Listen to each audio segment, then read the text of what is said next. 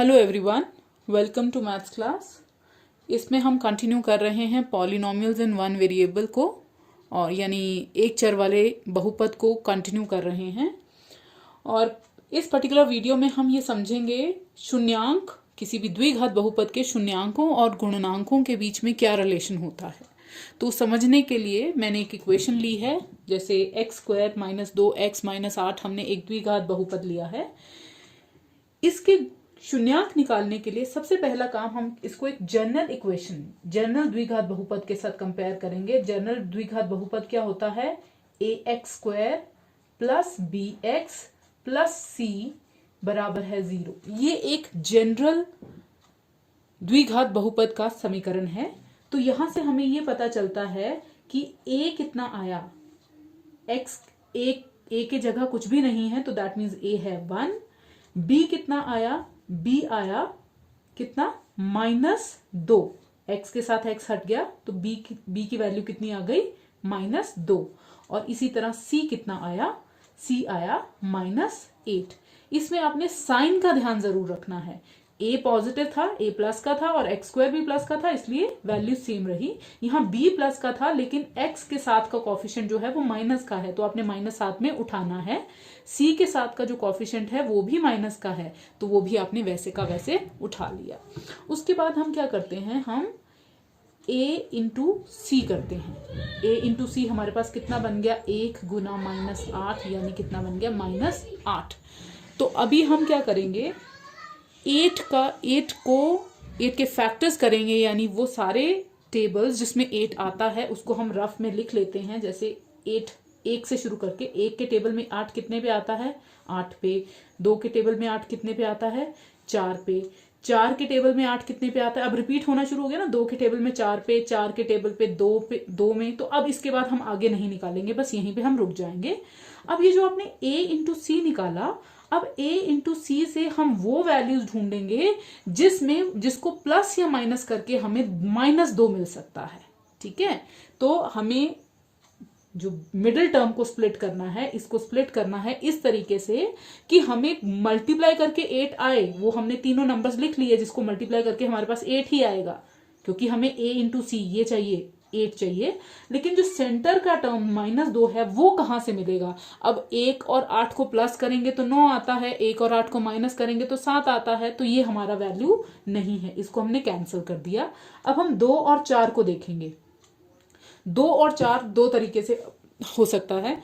2 और 4 को प्लस करते हैं तो कितना आएगा? 6। 2 और 4 को माइनस करते हैं तो कितना आता है? 2। अब माइनस दो तरीके से होता है, हमें साइन का भी ध्यान रखना है। 2 में से 4 को माइनस करेंगे या 4 में से 2 को माइनस करेंगे। माइनस दो तरीके से कर सकते हैं ना। 4 में से 2 को माइनस करेंगे तो हमारे पास आंसर आएगा +2।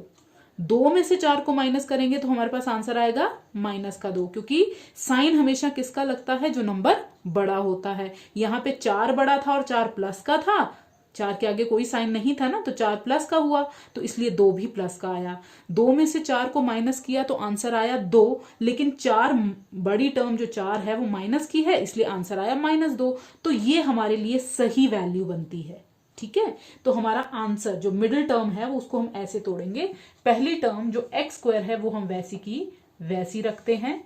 लास्ट टर्म जो -8 है वो भी हम वैसी की वैसी रखते हैं। बीच की टर्म को हम स्प्लिट करते हैं। बीच की टर्म क्या आई? 2 के आगे कोई साइन नहीं है ना, तो वो प्लस का बना, तो ये बन गया +2x। x तो लगना ही है ना साथ में, और आगे क्या है? -4 और x आपने साथ में लगाना ही है। अब आप क्या करेंगे? इन दो और इन दो टर्म्स को यूनाइट, कॉमन, इनमें से कॉमन निकालेंगे। इनमें से कॉमन क्या निकलता है?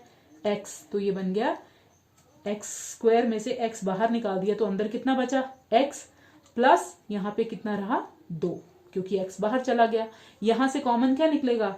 -4 और 8, 4 के टेबल में इकट्ठा आते हैं तो -4 कॉमन निकल गया। अंदर क्या रह गया?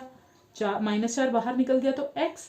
और याद रखना, जब भी माइनस का साइन ब्रैकेट के बाहर निकलता है तो अंदर का साइन बदल जाता है। अगर माइनस है तो प्लस हो जाएगा, प्लस है तो माइनस। अब आपने -4 बाहर कॉमन निकाला है तो अंदर का साइन ये क्या हो जाएगा?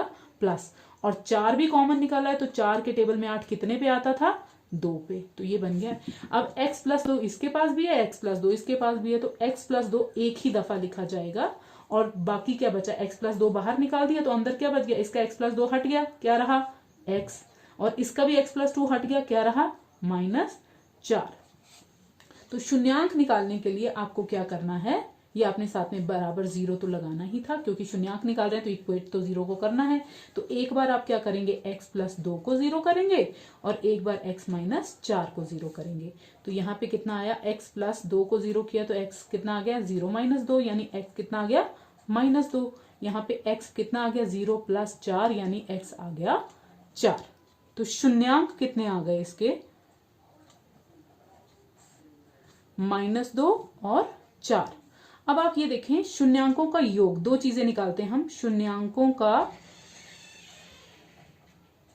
योग,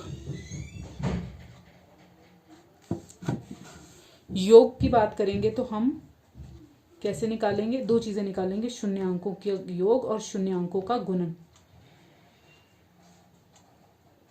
गुणनफल। ये कितना आ गया, शून्यांकों का योग कितना आ गया -2, मतलब इन दोनों का योग मतलब प्लस करना है, प्लस किया तो आंसर कितना आ गया 2। साइन बड़ी टर्म का लगता है तो आंसर कितना आ गया 2।